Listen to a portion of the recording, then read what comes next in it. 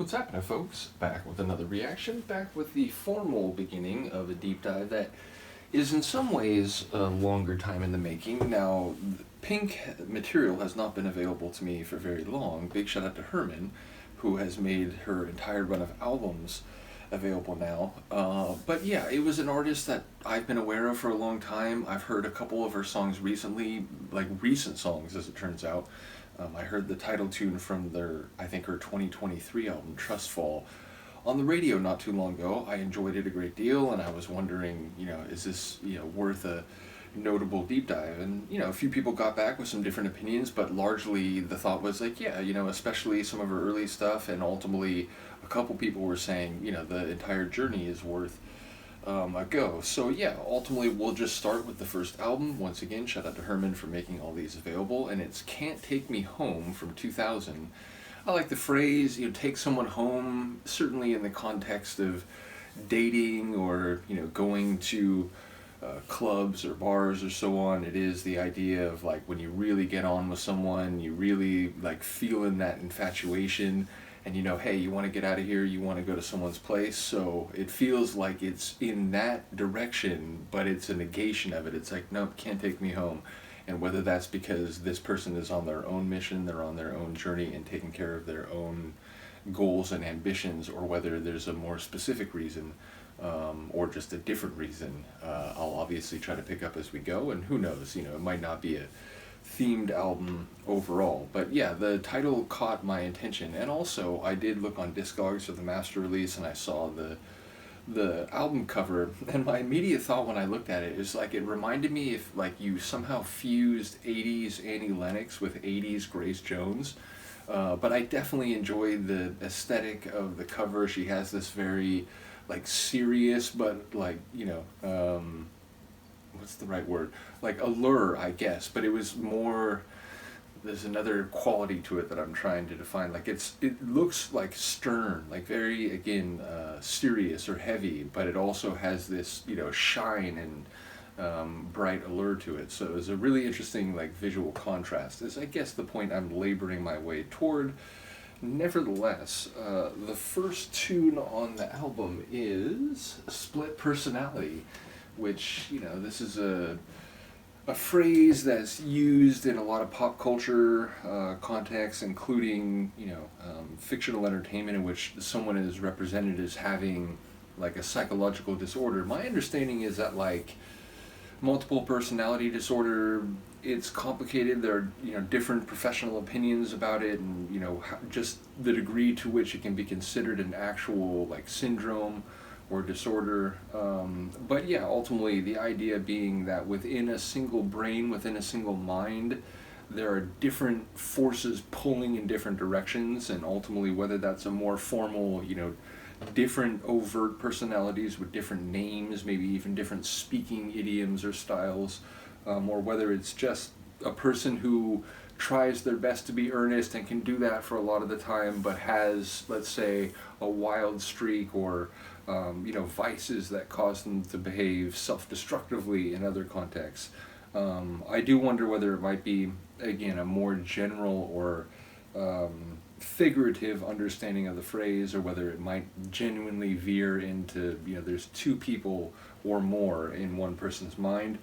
Not having heard Pink's music beyond, again, one or two songs, which again I think are both of the ones that I've heard are much more recent. So yeah, don't really have a sense of her songwriting, but I'll see what I can pick up on a first listen. I should mention, I'm gonna label these videos like with an I, even though I know she spells it with an exclamation point, because it'll just make it easier for me to like keyword search in my YouTube studio. So bear with me, even though I'm aware it is actually P exclamation point NK.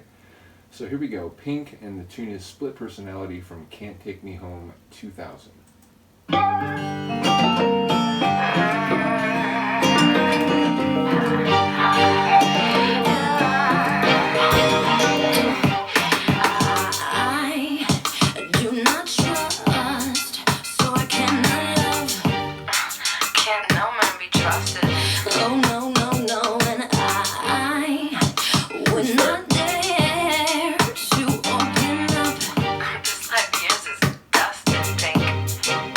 Well,